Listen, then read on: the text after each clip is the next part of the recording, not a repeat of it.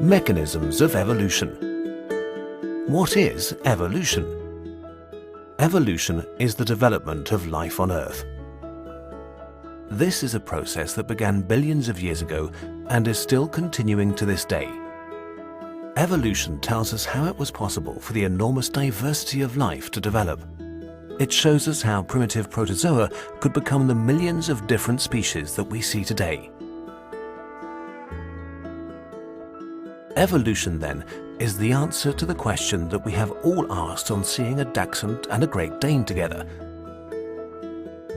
How is it possible for ancestors to have descendants that look so very different to them? In answering this question, we want to focus on animals, excluding other forms of life such as fungi and plants. The first question to ask is therefore, how can one animal develop into a whole new species of animal? But just a quick question. What exactly is a species? A species is a community of animals that is capable of producing offspring with one another, with those offspring also being capable of reproducing in turn.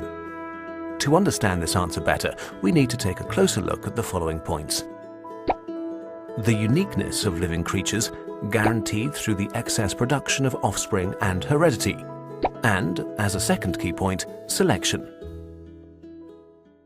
Let's begin with uniqueness.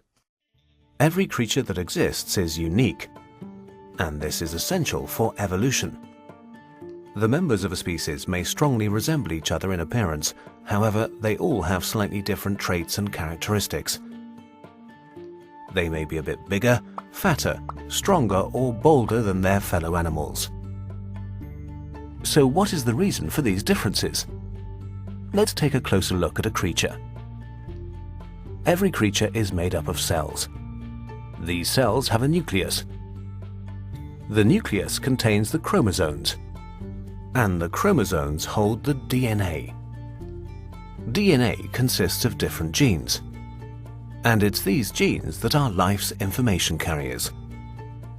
They contain instructions and orders for the cells and determine the characteristics and traits that living creatures have. And it's precisely this DNA that is unique to every creature. It's slightly different from individual to individual, which is why each has slightly different characteristics.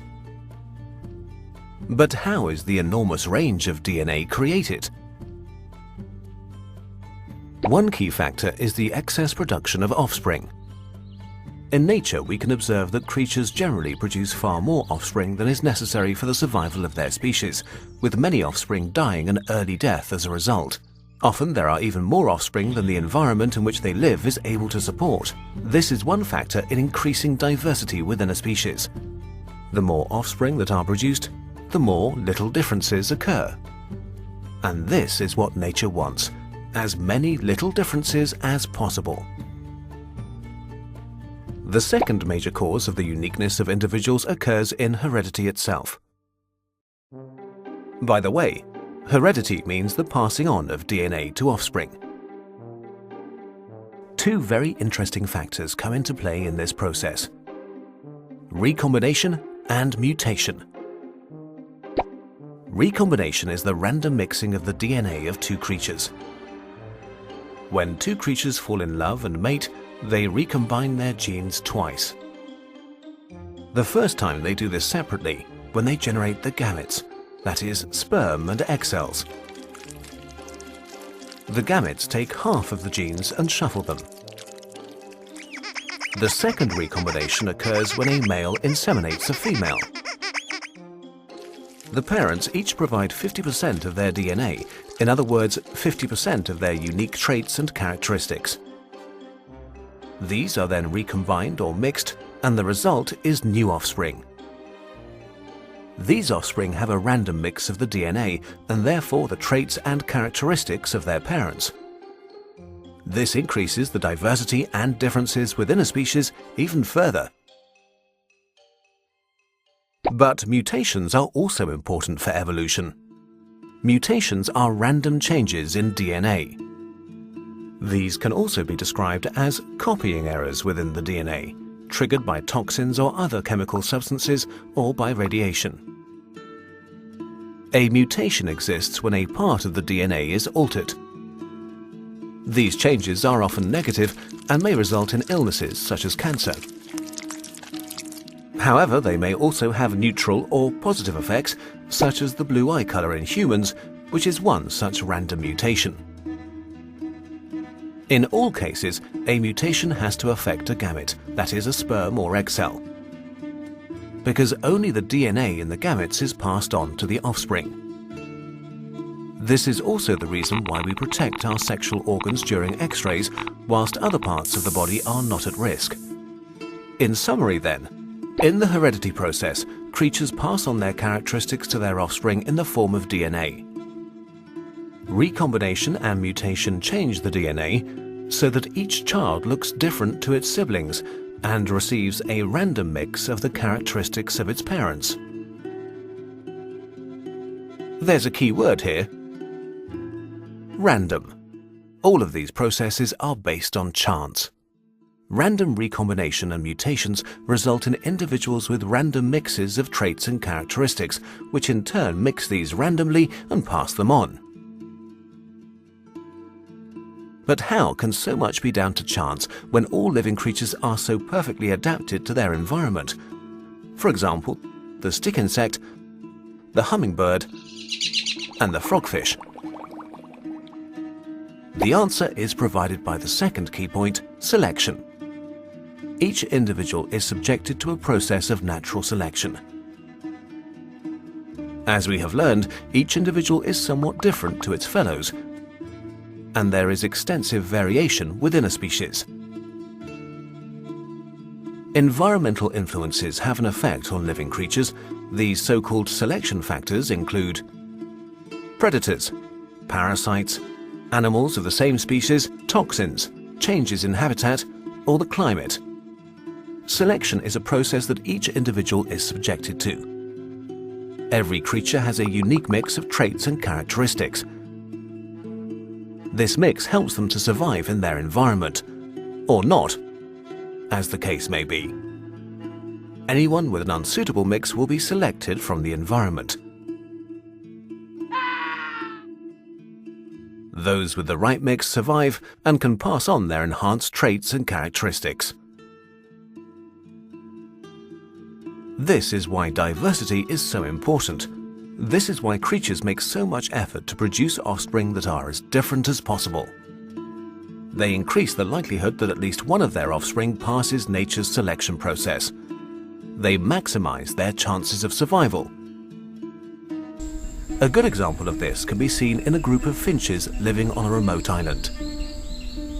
They are some of the most famous animals in the world of science and are known as Darwin finches, after their discoverer, Charles Darwin. And this is the story of those finches. A few hundred years ago, a small group of finches was blown onto the Galapagos Islands in the middle of the Pacific, probably by a big storm. The finches found themselves in an environment that was completely new to them, a real finch paradise, an abundance of food, and no predators. They reproduced rapidly and numerously. The islands were soon heaving with finches. This meant that food supplies became increasingly scarce. The finch paradise was threatened with famine, and finch friends became competitors. This is when selection intervened. Their individuality and small differences, in this case their slightly different beaks, meant that some of the birds were able to avoid competing with their fellow finches. The beaks of some of the finches were more suitable for digging for worms. Other finches were able to use their beaks better for cracking seeds. The finches consequently sought out ecological niches. In these niches, they were safe from excessive competition. They soon began to mate primarily with other finches that used the same niche. Over the course of many generations, these characteristics were enhanced, enabling the finches to exploit their niches successfully.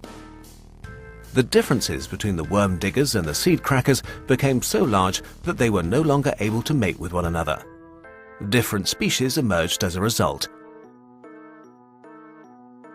Today there are 14 different species of finch living on the Galapagos Islands, all of which are descended from the same group of stranded finches.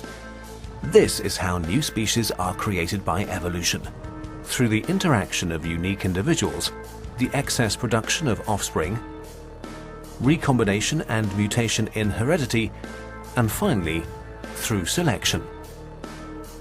Why is this so important? It tells us where the variety of life comes from and why living creatures are so perfectly adapted to their habitats. But it also affects us personally. Every person is the result of 3.5 billion years of evolution. And that includes you. Your ancestors fought and adapted in order to survive. This survival was an extremely uncertain thing. If we consider the fact that 99% of all the species that have ever lived are extinct, then you can consider yourself part of a success story. The dinosaurs have disappeared, but you are alive, watching this video. Because you're incredibly special, just like all the other creatures that exist today. Irreproducible and unique in the universe.